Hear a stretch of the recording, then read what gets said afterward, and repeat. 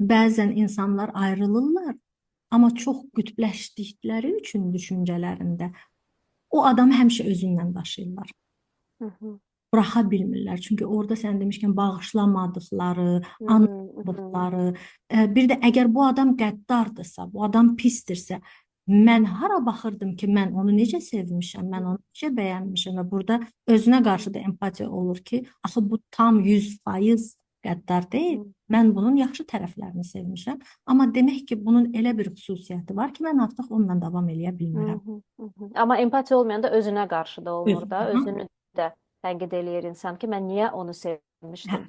O özünə qarşı böyük bir utanc və günahkarlıq və nifrət hissləri başlayır özünə yükləməyə ki, mən niyə onu sevmişdim? Və illərlə onu bağışlaya bilmir, özünü bağışlaya bilmir Özünü. və Hı. hə, fiziki olaraq birlikdə olmasalar belə ruhunda onu hələ də daşıyır.